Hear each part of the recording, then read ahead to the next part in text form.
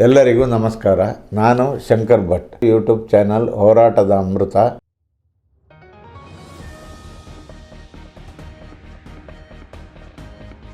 ರಾಜಧಾನಿಯ ಪಾರಂಪರಿಕ ಹಾಗೂ ಐತಿಹಾಸಿಕ ಹಿನ್ನೆಲೆ ಹೊಂದಿರುವ ಕರಗ ಶಕ್ತ್ಯೋತ್ಸವ ಚೈತ್ರ ಪೂರ್ಣಿಮಾ ದಿನವಾದ ಇಂದು ರಾತ್ರಿ ನಡೆಯಲಿದೆ. ಐತಿಹಾಸಿಕ ಬೆಂಗಳೂರು ಕರಗ ಮಹೋತ್ಸವ ಹಿನ್ನೆಲೆ ಏಪ್ರಿಲ್ 23ರಂದು 4 ಠಾಣಾ ವ್ಯಾಪ್ತಿಯಲ್ಲಿ ಮದ್ಯ ಮಾರಾಟ ನಿಷೇಧ ಮಾಡಲಾಗಿದೆ. ಹಲಸೂರು ಗೇಟ್, ಎಸ್ಆರ್ ನಗರ, ವಿಲ್ಸನ್ ಗಾರ್ಡನ್, ಎಸ್ಜೆ ಪಾರ್ಕ್ ಠಾಣಾ ವ್ಯಾಪ್ತಿಯಲ್ಲಿ ಮದ್ಯ ಮಾರಾಟ ನಿಷೇಧ ಮಾಡುವಂತೆ ಆಯುಕ್ತ ದಯಾನಂದ ಆದೇಶ ಹೊರಡಿಸಿದ್ದಾರೆ. ಬೆಂಗಳೂರು ಕರಗ ಮಹೋತ್ಸವದಲ್ಲಿ ಸಾವಿರಾರು ಸಂಖ್ಯೆಯಲ್ಲಿ ಭಕ್ತರು ಭಾಗಿಯಾಗುತ್ತಾರೆ.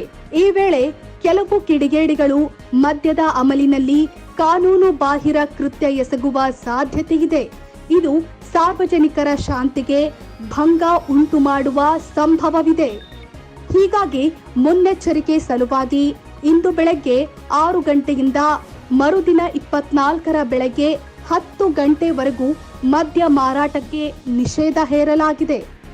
4 ಠಾಣಾ ವ್ಯಾಪ್ತಿಯ ಬಾರ್, ರೆಸ್ಟೋರೆಂಟ್, ಮದ್ಯದ ಅಂಗಡಿಗಳು, ವೈನ್ ಶಾಪ್, ಪಬ್ಗಳನ್ನು ಮುಚ್ಚಲು ಆದೇಶಿಸಲಾಗಿದೆ. ಕಾನೂನು ಸುವ್ಯವಸ್ಥೆ ಕಾಪಾಡುವ ದೃಷ್ಟಿಯಿಂದ ಈ ಆದೇಶ ಹೊರಡಿಸಲಾಗಿದೆ. ಏಪ್ರಿಲ್ 15ರಿಂದ ಕರಗ ಮಹೋತ್ಸವ ಶುರುವಾಗಿದ್ದು ಏಪ್ರಿಲ್ 23ರಂದು ಕೊನೆಗೊಳ್ಳಲಿದೆ. ಈ ಬಾರಿಯೂ ಕರಗವನ್ನ ಕರಗದ ಪೂಜಾರಿ ಎ ಜ್ಞಾನೇಂದ್ರ ಹೊರಲಿದ್ದಾರೆ. ಈ ಮೂಲಕ ಜ್ಞಾನೇಂದ್ರ 13ನೇ ಬೆಂಗಳೂರು ಕರಗ ಹೊರುತ್ತಿದ್ದಾರೆ. ಇನ್ನು ಕಳೆದ ವರ್ಷ ಕರಗ ಶಕ್ತ್ಯೋತ್ಸವ ನಡೆಯುವ ಸಂದರ್ಭದಲ್ಲಿ ಕಿಡಿಗೇಡಿಗಳು ಕರಗದ ಪೂಜಾರಿ ಜ್ಞಾನೇಂದ್ರ ಅವರ ಮೇಲೆ ಕೆಮಿಕಲ್ ಎರಚಿದ್ರು. ಆ ಮೂಲಕ ಕರಗ ಮಹೋತ್ಸವಕ್ಕೆ ಅಡ್ಡಿಪಡಿಸಲು ಮುಂದಾಗಿದ್ರು. ಆದರೂ ಕರಗದ ಪೂಜಾರಿ ಜ್ಞಾನೇಂದ್ರ ಯಶಸ್ವಿಯಾಗಿ ದ್ರೌಪದಿ ದೇವಿ ಕರಗವನ್ನ ರಾಜ ಬೀದಿಯಲ್ಲಿ ಉತ್ಸವ ಮುಗಿಸಿದ್ರು.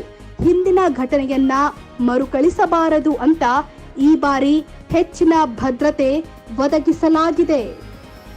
ಶೇರ್ ಮಾಡಿ, ಸಬ್ಸ್ಕ್ರೈಬರ್ ಆಗಿ, ಬೆಲ್ ಐಕನ್ ಅನ್ನು ಒತ್ತಲು ಮರೆಯದಿರಿ.